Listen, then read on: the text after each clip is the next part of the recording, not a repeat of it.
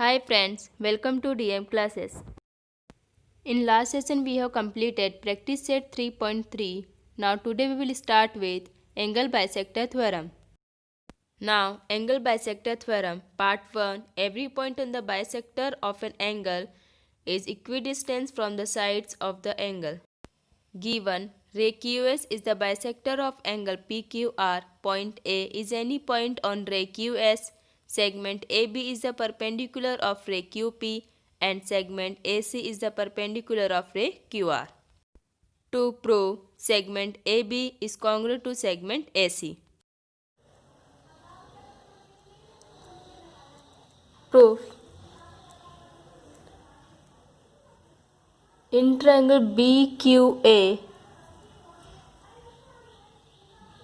and triangle CQA,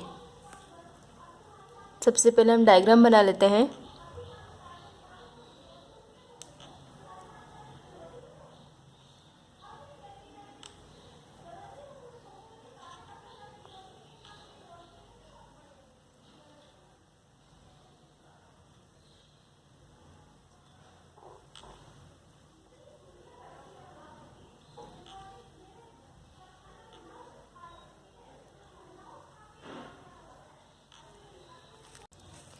In triangle BQA and CQA,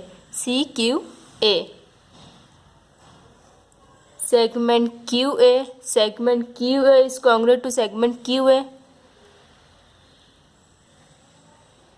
क्योंकि यहाँ पर देखिए triangle BQA and triangle CQA दोनों में ही QA साइड कॉमन है, तो हम यहाँ पर लिख सकते हैं common side.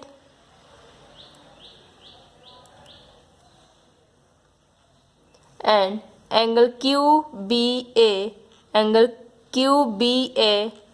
Is congruent to angle QCA. यहाँ पर देखिए, यहाँ से हमने AB एक परपेंडिकुलर लाइन ड्रॉ किया किस पर, QP पर, तो यहाँ पर एक 90 डिग्री का एंगल बनेगा. और AC is a perpendicular of QR, means यहाँ पर भी 90 डिग्री का एंगल होगा, तो ये दोनों एंगल्स इक्वल होंगे. रीजन इस angle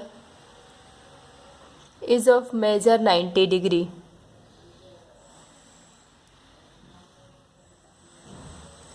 And angle BQA is congruent to angle CQA.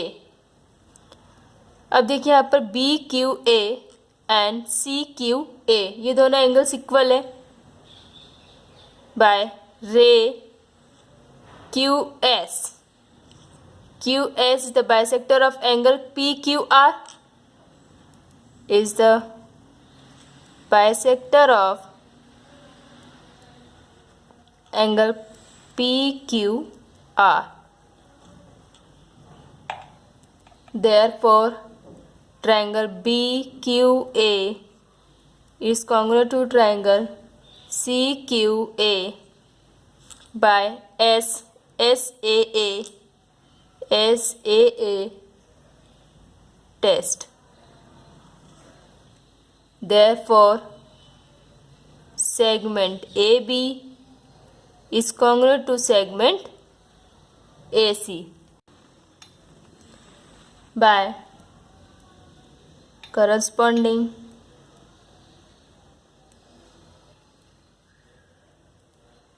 sides of congruent triangle.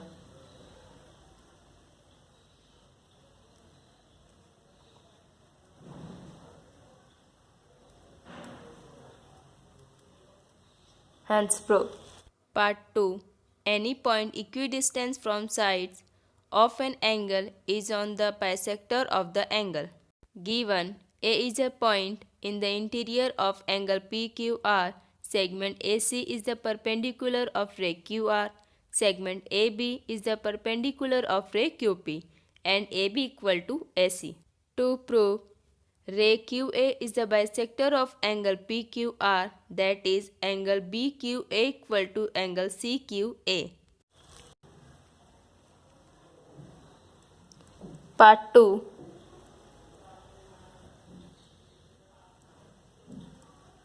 Proof. हमें यहाँ पार्ट 1 में रे QS is the bisector of angle PQR and point A is any point on रे QS। ये given था, लेकिन part 2 में हमें यही प्रूफ करना है कि रे QA is a bisector of angle PQR।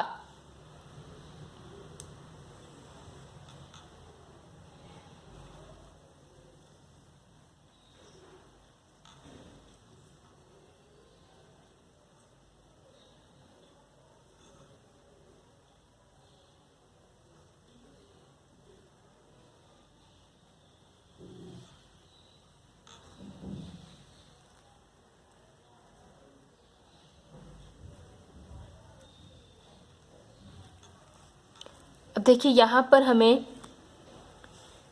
Part 1 में हमें प्रूफ करना था कि दोनों ट्रायंगल कॉन्ग्रुएंट है, जिससे हमने करस्पॉन्डिंग साइड से कॉन्ग्रुएंट ट्रायंगल से हमने प्रूफ किया था कि दोनों साइड्स ए बी कॉन्ग्रुएंट है ए सी के।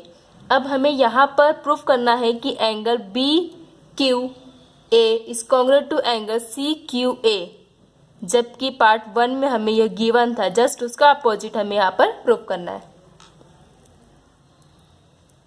इन triangle B Q A and triangle CQA, angle QBA is congruent to angle QCA because AB is the perpendicular of PQ and AC is the perpendicular of QR, means angle B and angle C दोनों 90 degree के angle होंगे, तो ये दोनों angles equal हुए by इस angle is of measure 90 degree. Segment A B is congruent to segment A C. हमें part 1 में यह प्रूफ करना था, जबकि पार्ट 2 में हमें यह गिवन है। पार्ट 2 जस्ट पार्ट 1 का अपोजिट है। जो पार्ट 1 में गिवन था वो हमें प्रूफ करना है, जो प्रूफ करना था वो हमें गिवन है। And hypotenuse QA is congruent to hypotenuse QA by common side।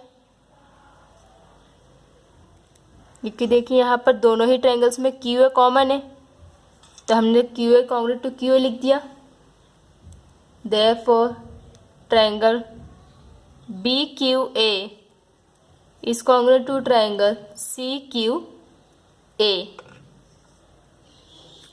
अब यहाँ पर हमें एक 90 डिग्री का एंगल मिल रहा है और QA एक हाइपोटेन्यूस साइड है, क्योंकि देखो ये जस्ट 90 डिग्री के अपोजिट वाली साइड क्या है QA, तो QA हमारे पास हाइपोटेन्यूस है। हाइपोटेन्यूस और 90 डिग्री का एंगल जब हम यहाँ पर इक्वल बताते हैं तो वो ट्रायंगल्स कॉन्ग्रुएंट होते हैं by right hypotenuse side test से, means RHS test, right hypotenuse side test.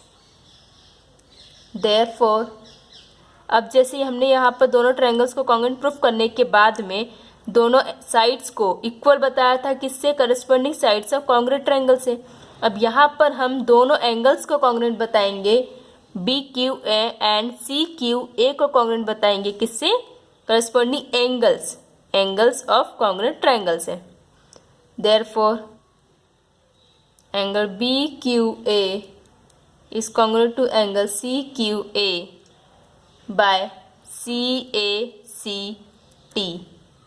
corresponding angles of congruent triangle, means रे QA। अब देखिए यहाँ पर ये दोनों ही एंगल्स इक्वल हो गए, हमने प्रूफ किया कि ये दोनों एंगल्स इक्वल हैं। जब हमारे पास ये दोनों एंगल्स इक्वल आ गए, मतलब कि QA is bisector of angle PQR होगा। दोनों एंगल्स तभी इक्वल होते हैं जब बाइसेक्टर होगा एंगल QA। देयरफॉर रे QA is the bisector of angle PQR, hence proof। Thank you. If you like the video, please press the bell icon.